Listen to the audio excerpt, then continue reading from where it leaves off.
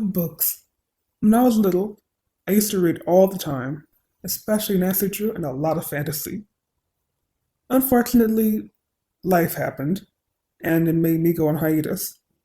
However, since starting OTB, which stands for Our Tumblr Bookstore, I've been able to discover some really cool reads from up-and-coming authors.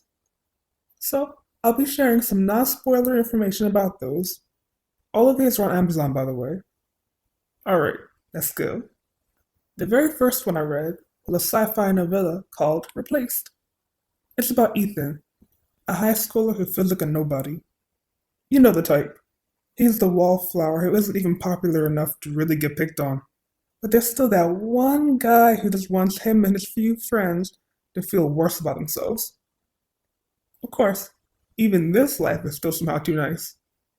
So things have to get shaken up a bit for him. Well, that's exactly what happens after a major accident gives his parents the option of potentially losing him forever or having artificial intelligence downloaded into his brain. You can probably guess what choice they made. What ensues is a short but sweet story about what it means to be human.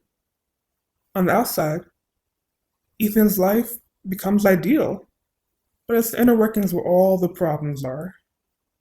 I found him to be a really likable main character, and I enjoyed going on that journey of discovering the effects of the operation right along with him. The second book was Tell Me How Long. This was about mermaids. If you know anything about my own stories, then you know that as soon as I see merfolk, I'm happy. Same thing happened here. This was a cool type of fantasy, but it was mostly set in our world. Then you get a bunch of mermaids, which, hey, I'm not going to complain about. If I can see some merfolk, I'll also become a marine biologist, which is exactly what our lead, Finley, is aspiring to become. She goes out with her college class on a submarine excursion and gets her life saved by a mermaid. Unfortunately, that's where her luck runs out. Nobody believes her. So years later, she's out with another team to try to prove once and for all that she isn't experiencing visual hallucinations. It's a cute story with such lovable ocean people and a nice message about our impact on the environment. Then we have book 3. This one was a poetry collection called Waltzing Years of Affection. These poems are all about love and they're 14. This just happens to line up perfectly if you read one a day from the beginning of February. Instead of the 12 days of Christmas, you get the 14 poems of Valentine's. But I digress. These are really fun and delved into different types of love. It wasn't all puppy love or saying how fun it is. The perspective shifts too, showing some people who actually aren't in love at all, but are in a state of obsession. It also shows how that type of attraction has impacted others. That's something that stood out to me a lot, and I really appreciated it. And number 4, it was time to try out some longer sci-fi, since I really don't read those. The extra techie sci-fi tends to intimidate me and all the extraterrestrials sometimes confuse me. So I didn't know what to expect with this one. Well, I should have expected a great time, but that's exactly what I had. Just One Command is about this futuristic world where people are from different sectors, each one determining your social status. Totally no way that could go wrong. Oh no, it does. An engineer on one of the spacecrafts, Casey, has a robot, the adorable Charles, who accidentally records an assassination plan. You know, as you do. Thankfully, Casey has morals and decides to use this information to get involved. She goes to find the target, an ambassador, and work with him and his pilot friend to save their world. This book is actually really easy to understand, even if you don't read sci-fi a lot like myself. I know the first book I mentioned was sci-fi, but it was a novella, so I didn't have to deal with a brand new world or anything. This one brought me somewhere completely different from what I'm used to, but I still really enjoyed it.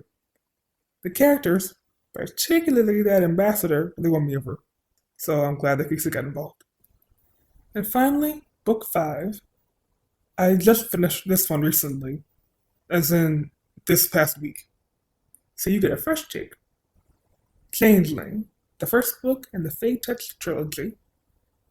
This is getting me back into my fantasy roots.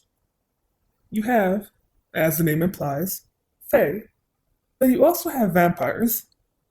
Lizzie, a Fae from an immortal realm, is our star. Unfortunately, she's missing a few things, namely her mother and the wings that female Fae are supposed to have. So all she has now is her bestie, Booker. He helps her search for her mom, even going to the mortal realm with her, where they find a school of hunter vampires. Sounds scary, right? You're not wrong, but thankfully they're not hunting humans. They're hunting another type of vampire, aka those violent ones that you probably think of the first time you hear the word. This is a nice fantasy set in a brand new world. Sort of light on the fantasy side of things, and it's not spicy in case you aren't into that. The action scenes are pretty intense, which is a compliment coming from me, as I am very much into that. So that wraps up my 5 reads of 2025 so far. I've actually surprised myself by being able to read a bit faster lately. I definitely suggest checking those out, and while you're at it, you should go on Tumblr and join the community, Our Tumblr Bookstore. That's where I'll be shopping for my books. The authors are all members, and we have reader members too. How many other opportunities are you going to get to read a book and tell the author you love the work?